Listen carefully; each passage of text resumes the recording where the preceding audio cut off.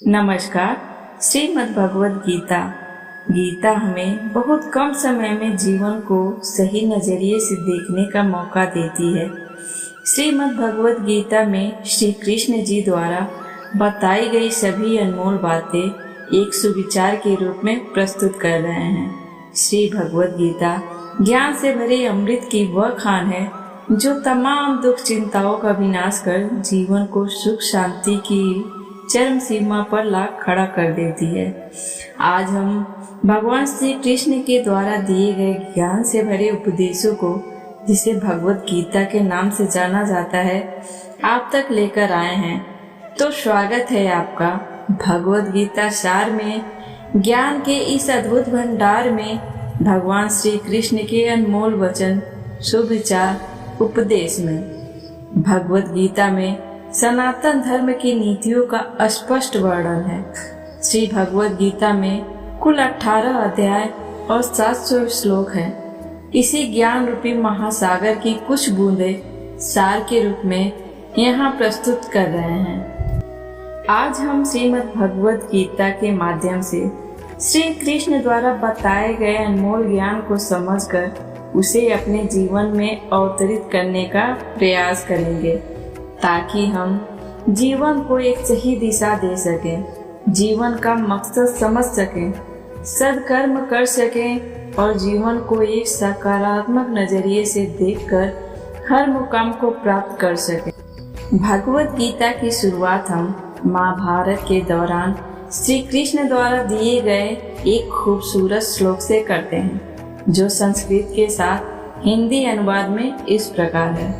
न जायते म्रियते वा कदाचिन्न यं भूत्वा भविता वा न भूयः अजो नित्यः शाश्वतोऽयं पुराणो न हन्यते हन्यमाने शरीरे।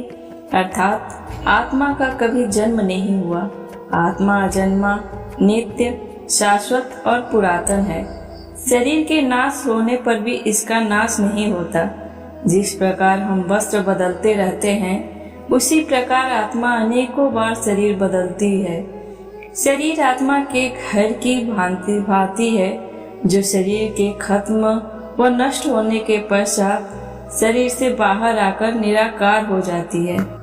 तो चलिए अब वर्तमान में हम भी भगवत गीता में श्री कृष्ण के द्वारा दिए गए अद्भुत उपदेशों से अमृत रसपान करके अपने जीवन को सुंदर, सुखद एवं संतुष्टिदायक बनाते हैं। श्रीमद् भगवद गीता में भगवान श्री कृष्ण अर्जुन के सवालों का बहुत सुंदर, खूबसूरत तर्क संगत जवाब देते हुए कहते हैं। नैनम छिद्यन्ति शस्त्राणि नैनम दहति पावकः न चैनम क्लेदयन्त्यापो न शोषयति मारुतः। अर्थात आत्मा को शस्त्र काट नहीं सकते और न अग्नि इसे जला सकती है।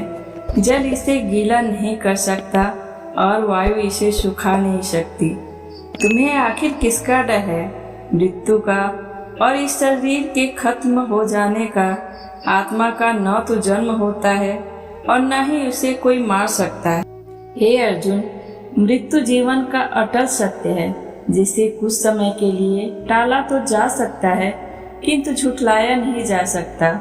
और ये शरीर तो किराए के घर की भांति है, जहाँ हम कुछ समय के मेहमान हैं। शरीर नश्वर, किंतु आत्मा अमर और अजर है। जातस्य हि ध्रुवो मृत्यु ध्रुवं जन्म मृतस्य च तस्माद् परिहार्येऽर्थे न तुम शोचितुं महसि। अर्थात जो भी जन्म लेता है उसकी मृत्यु निश्चित है और मरने वाले का जन्म निश्चित है। इसलिए जो अटल है, अपरिहार्य है, उसके विषय में तुमको शोक नहीं करना चाहिए। जो होना है उसे कोई टाल नहीं सकता, और जो होना ही नहीं है उसके बारे में शोक व चिंता करके स्वयं की परेशानियां बढ़ाने के समान है। सच्चाई से कभी दूर नहीं भागा जा सकता, अतः सत्य को स्वीकार कर लेने में ही समझदारी है। झूठ को जबरदस्ती सत्य मानकर जीना ही गलतफहमी कहलाती है। स्वयं की व्यक्तिगत सोच गलतफहमियों को भी जन्म दे सकती है। इसलिए स्वयं की व्यक्तिगत सोच को दूसरों पर नहीं थोपें।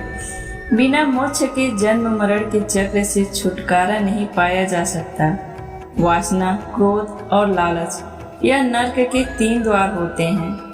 मनुष्य का सबसे बड़ा और सबसे पहला शत्रु या मित्र उसका मन ही होता है। ईर्ष्या और हद से अधिक इच्छाएं जीवन का सुकून छीन लेती हैं। श्री कृष्ण कहते हैं, जिस प्रकार अग्नि स्वर्ण को परखती है, उसी प्रकार संकट वीर पुरुषों को। यदि आप धर्म के मार्ग पर प्रशस्त हैं, तो परिणाम की चिंता किए बिना अपने धर्म का निडरता से पालन करें। बिना किसी पुरुषार्थ के आप अच्छे फल व सकारात्मक परिणाम की कामना नहीं कर सकते। क्रोध से भ्रम पैदा होता है, भ्रम से बुद्धि व्यग्र होती है। जब बुद्धि व्यग्र होती है तब तर्क नष्ट हो जाता है, और जब तर्क नष्ट होता है तब व्यक्ति का पतन हो जाता है। असफलता के डर से दोबारा प्रयास न करने वाला मनुष्य जीवन में बड़ी कामयाबी कभी प्राप्त नहीं कर सकता। निस्वार्थ और निष्पक्ष सेवा कर्म किए बिना मोक्ष की उम्मीद करना भी व्यर्थ है। बड़ी कामयाबी एक ऐसे ताले में बंद होती है जो 5 चाबियों से खुलती है। सकारात्मक सोच, एकाग्रता, निरंतर प्रयास, सच्ची लगन और दृढ़ संकल्प। लक्ष्य प्राप्त करने हेतु उस कर्म में पूर्ण समर्पण अति आवश्यक है। इसके लिए धन की लालसा मन से निकालकर अपने कर्म पर एकाग्र होना चाहिए। जब भी मनुष्य स्वयं की इंद्रियों के अधीन हो जाता है तो लालच, आलस, वासना जैसी विकारताएं मन पर सवार हो जाती हैं। क्रोध सोचने की ताकत को हर लेता है, जिस वजह से सही फैसले ले पाना कठिन हो जाता है। श्री कृष्ण अर्जुन को कर्म का सही अर्थ समझाते हुए कहते हैं, कर्मण्येवाधिकारस्ते मा फलेषु कदाचन मा कर्म फल हेतुर्गुमा ते संगोत्स कर्मणि। यानी तुम कर्म करने के अधिकारी हो, ना कि उससे मिलने वाले फल की। अतः बिना फल की आशा किए जब कर्म करोगे तभी आप फल प्राप्ति के पात्र कहलाओगे।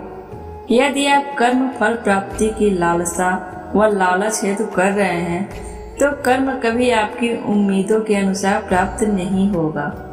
बुरे कर्म से पीछा छुड़ाने का सबसे बेहतर तरीका है, मन से अच्छे विचारों को आने दो, सकारात्मक सोचो। मनुष्य जीवन में वही करता है जो भी वो देखता है, सुनता है, समझता है। मनुष्य की हर क्रिया प्रतिक्रिया उसकी सोच पर आधारित होती है। मनुष्य का मन परिवर्तनशील है। हमारे सोचने का तरीका और आदतें वैसी ही बनेगी जिस तरह के लोग और माहौल में हम अधिक समय बिता रहे हैं। बड़े लक्ष्य के निर्माण और सपनों को सच करने के लिए सबसे पहले आपको कल्पनाकारी बनना होगा। जो व्यक्ति किसी अच्छे कर्म को करते हुए उसे ही अपना सौभाग्य और पुरस्कार मानता है, तो ऐसे व्यक्ति को कर्म फल उम्मीदों से कहीं अधिक मिल जाता है। जो व्यक्ति कर्म की अभिलाषा है तो कर्म करता है, फिर जब उसे उम्मीदों अनुसार फल प्राप्ति नहीं होती तो वह निराश और दुखी होता है। फल की आशा से कर्म करने वाले मनुष्य का मन कभी शांत व संतुष्ट नहीं होगा, क्योंकि उसकी लालसा हर नए शिखर पर पहुंचती रहेगी। ऐसे में उसका मन कभी संतुष्टि का आनंद नहीं भोग पाएगा। बार बार जन्म लेने वाली असीमित इच्छाएं मनुष्य को इंद्रियों का गुलाम बना देता है। भगवान श्री कृष्ण कहते हैं, तुम स्वयं को मुझ में समर्पित कर दो, ईश्वर पर भरोसा रखो और निस्वार्थ, निश्चल, निष्पाप और निष्पक्ष होकर बिना फल की लालसा के कर्म करते जाओ। तुम्हारा जीवन सुख और संतुष्टि से भर जाएगा। दुख तुम्हें कभी छू नहीं पाएगा और मोक्ष की प्राप्ति होगी। किसी के प्रति बुरी भावना रखना, बुरा सोचना, ईर्ष्या करना, बुरा बोलना, अपने धर्म और कर्तव्य की पालना ना करने वाला कभी मोक्ष प्राप्त नहीं कर सकता। जब हम दूसरों की चुगली करते हैं तो हमें उसके भाग्य में मिलने वाले दुख कष्टों को भी भोगना पड़ जाता है। श्री कृष्ण कहते हैं, मैं भूतकाल, वर्तमान और भविष्य हूँ। होने वाली घटना का हर परिणाम देख सकता हूँ। इसलिए परिणाम की चिंता छोड़ अपना कर्म करते रहो। कर्म अच्छा हुआ तो फल अवश्य मिलेगा, अगर बुरा हुआ तो दंड भी अवश्य मिलेगा। कर्म अच्छे हो या बुरे, वे तब तक पीछा नहीं छोड़ते जब तक वह कर्म करने वाले को प्राप्त ना हो जाए, यानी जब तक कर्म करने वाला अपने कर्म के परिणामों को पूर्ण रूप से भोग ना ले। समय से पहले और भाग्य से अधिक कभी किसी को कुछ नहीं मिलता है। सामान्य मनुष्य सदैव सर्वश्रेष्ठ मनुष्यों को देखकर उन्हीं के आदर्शों पर चलकर उन्हीं के जैसा बनने की कोशिश करते हैं। संसार तुम्हें वैसा ही दिखेगा जिस मानसिक दृष्टि से तुम संसार को देखोगे। बाहरी सुंदरता, बुरी चीजों और बुरी आदतों के प्रति मनुष्य तब आकर्षित होता है जब वो अपनी इंद्रियों के अधीन हो जाता है। जिस प्रकार जलते हुए एक छोटे से दिए की रोशनी से प्रचंड अंधकार समाप्त हो जाता है, उसी प्रकार जब आप मन में मौजूद अज्ञानता से भरे अंधकार रूपी कमरे में सकारात्मक सोच का तेल डालकर ज्ञान का प्रकाश उजागर करोगे तो अज्ञानता रूपी समक्ष अंधकार स्वयं ही समाप्त हो जाएंगे। ईश्वर आपकी सुनता है या नहीं, यह आपकी श्रद्धा, विश्वास और आस्था पर निर्भर करता है। ईश्वर पर भरोसा रखकर दिल से उन्हें याद करोगे तो वो अवश्य किसी न किसी रूप में आकर आपकी मदद करेंगे। यह सोचकर कभी अभिमान ना करें कि हमने कितने लोगों या जीवों की मदद की, क्योंकि करने वाला तो वो स्वयं ईश्वर है, आप तो मात्र जरिया हो। किसी का भला करके कभी एहसान न जताएं, अन्यथा वह कर्म शून्य हो जाएगा और मिलने वाले प्रारब्ध व्यर्थ हो जाएंगे। मन में शंकाओं को कभी जन्म ना दो। यह शंकाएं मन में गलत फहमियों का पहाड़ खड़ा कर जीवन का सुख चैन छीन लेती है। क्रोध करना व्यर्थ है। यदि आप क्रोध में आकर प्रतिक्रिया दे रहे हैं तो इसका अर्थ आपको ईश्वर के बनाए कानून कर्म पर भरोसा नहीं है। यदि कोई आपके साथ बुरा करता है तो कर्म उसका हिसाब खुद ही कर देगा। मन को सदैव नियंत्रित करके चलो, अन्यथा ये मन आपका सबसे बड़ा शत्रु बनकर आपसे बुरे कर्म करवा सकता है। उपकार की बजाय परोपकार करें, चिंता की बजाय चिंतन करें। मनुष्य की हमेशा मदद करें जब तक कि वो स्वयं भी उस काबिल ना हो। ज्ञान सदैव बुद्धि से उत्तम व श्रेष्ठ होती है, इसलिए ज्ञान अर्जित करते रहें और बांटते रहें ताकि दूसरों का जीवन संवर जाए। कोई भी इंसान जन्म से नहीं बल्कि अपने कर्मों से महान बनता है। जो व्यक्ति फल की आशा हेतु कर्म करता है वह कर्म से ही बदकर रह जाता है। मेरा, तेरा, छोटा बड़ा, अपना और पराया मन से मिटा दो, फिर सब तुम्हारा है और तुम सबके हो। दुनिया और लोग वैसे ही नजर आएंगे जैसा तुम देखना चाहोगे। कोई भी दुख तुम्हें तब तक विचलित नहीं कर सकता जब तक तुम इंद्रियों को अपने वश में रखते हो। फल की अभिलाषा छोड़कर निरंतर कर्म करने वाला पुरुष ही अपने जीवन को सुखद व संतुष्टिदायक बनाता है।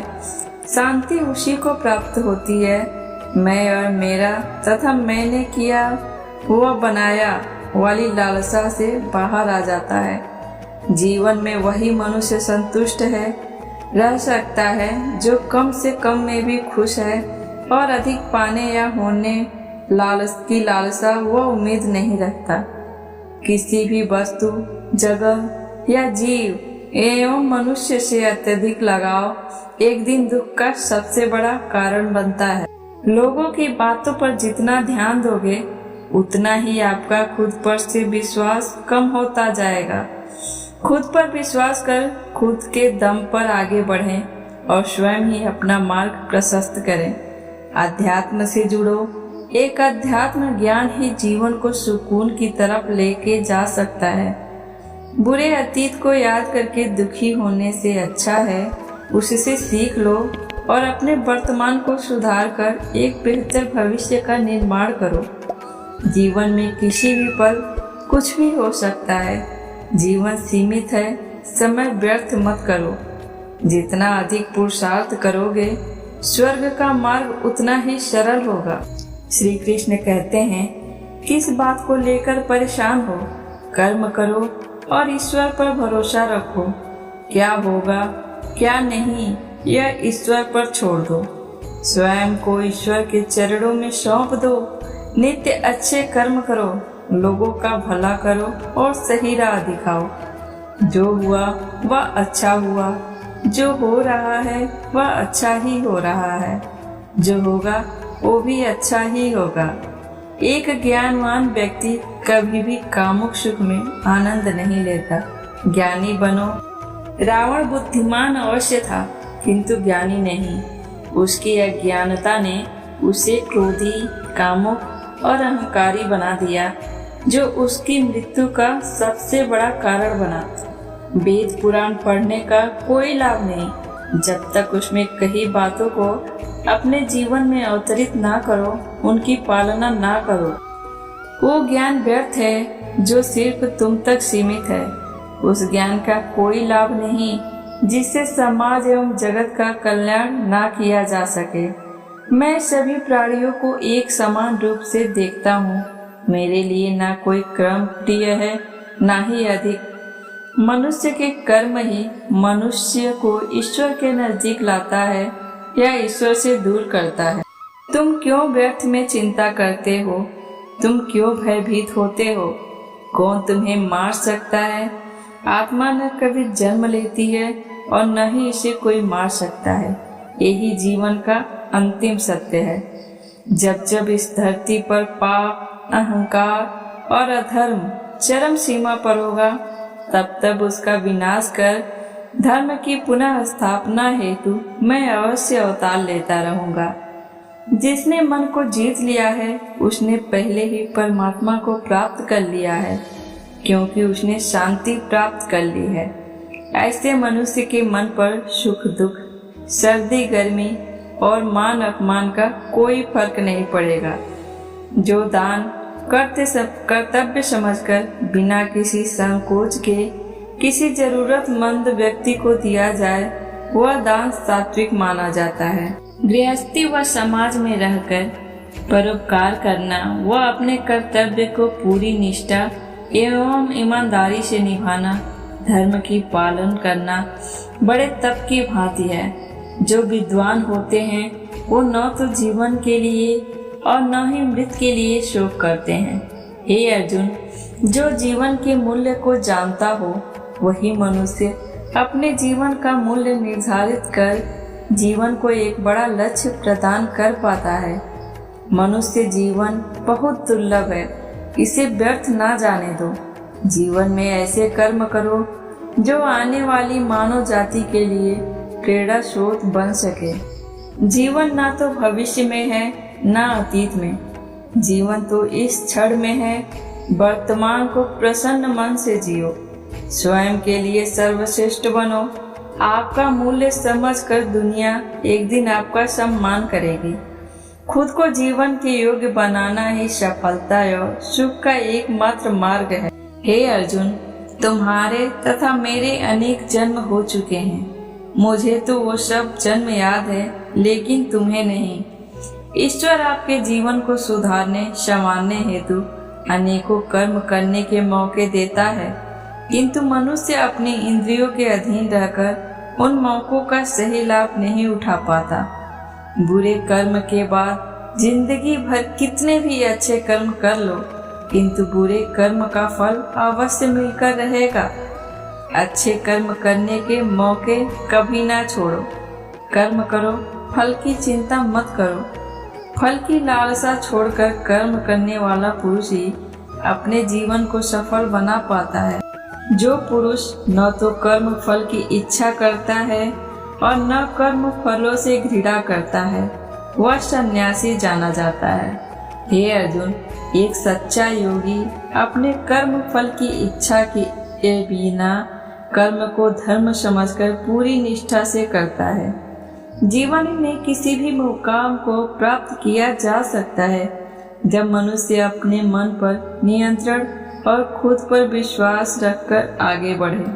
निर्बलता अवश्य ईश्वर देता है, किंतु मर्यादा मनुष्य का मन ही निर्मित करता है। धैर्य धारण करने से भविष्य के दुख का निवारण नहीं होता। डर से चिंताएं बढ़ती है जो मन का सुख चैन छीन लेती है। किसका डर है तुम्हें? कौन मार सकता है तुम्हें? तुम शरीर नहीं हो, शरीर तुम्हारा मात्र एक साधन है। अपने कर्मों को सिद्ध करने का तुम एक आत्मा हो जो कि अजर अमर है। तुम युगों से अनेकों शरीर धारण करते आए हो। अब मानव शरीर तुम्हें प्राप्त हुआ, अपने कर्मों को सिद्ध करो। जीवन का मात्र उद्देश्य परोपकार करना, जरूरतमंद की निस्वार्थ मदद करना है। जो व्यक्ति निरंतर और अविचलित भाव से भगवान के रूप में मेरा स्मरण करता है, वह मुझको अवश्य ही पा लेता है। कोई व्यक्ति मेरे अस्तित्व को नकारे, उससे मुझे कोई फर्क नहीं। बस वो मनुष्य दिल का साफ, कर्म का नेक, ईमानदार, भला मनुष्य होना चाहिए।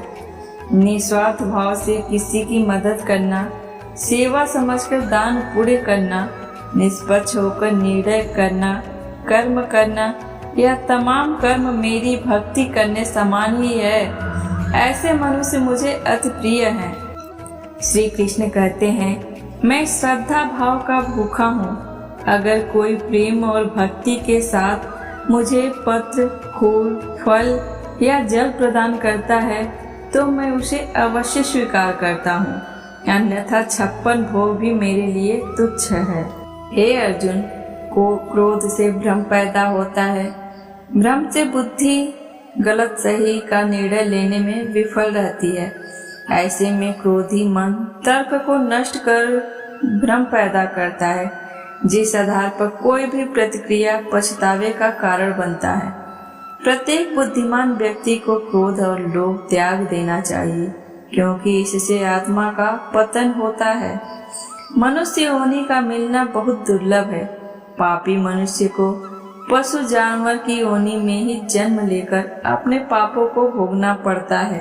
भले और निष्पाप मनुष्य पुनः मनुष्य योनि में जन्म लेते हैं और अपने कर्मों को सिद्ध कर समाज और संसार को एक नई दिशा देते हैं। मैं कि कर्म का बाधक नहीं बनता। धरती पर मनुष्य जो कुछ भोग रहा वो सब उनके कर्मों की देन है। महाभारत का युद्ध आप सभी के कर्मों का ही परिणाम है। महाभारत का ये युद्ध क्यों हुआ और युद्ध में क्या हुआ, ये युगों युगों तक मानव जाति को अनेकों सीख देता रहेगा। उन्हें जीवन की सही राह दिखाता रहेगा, ताकि वह जीवन में सही निर्णय लेकर अपने जीवन को सार्थक कर सके।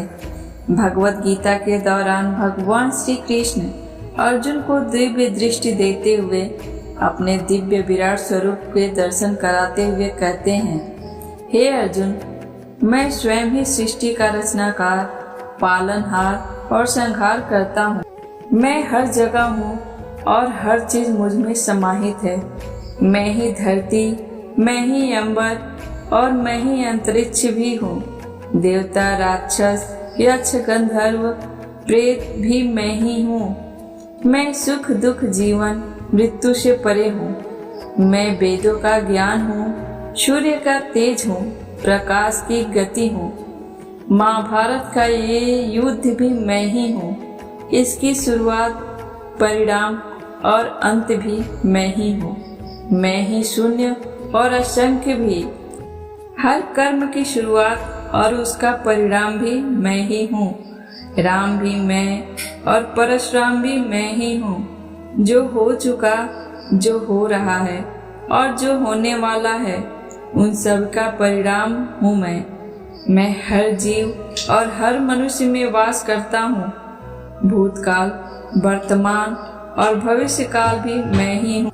राम भी मैं और परशुराम भी मैं ही हूँ। जो हो चुका, जो हो रहा है और जो होने वाला है उन सब का परिणाम हूँ मैं हर जीव और हर मनुष्य में वास करता हूँ। भूतकाल, वर्तमान और भविष्य काल भी मैं ही हूँ। स्त्री की मर्यादा, ताकत और ममता हूँ मैं।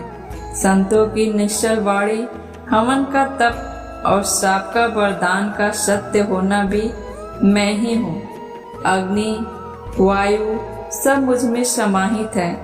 अच्छाई, बुराई, संकल्प, अभिमान सब मैं ही हूँ। तुम स्वयं को मुझे समर्पित कर दो और निस्वार्थ कर्म करते जाओ। दोस्तों, भगवान श्री कृष्ण जी के यह अनमोल वचन, सुविचार, खूबसूरत उपदेश आपके जीवन को खूबसूरत बना देंगे।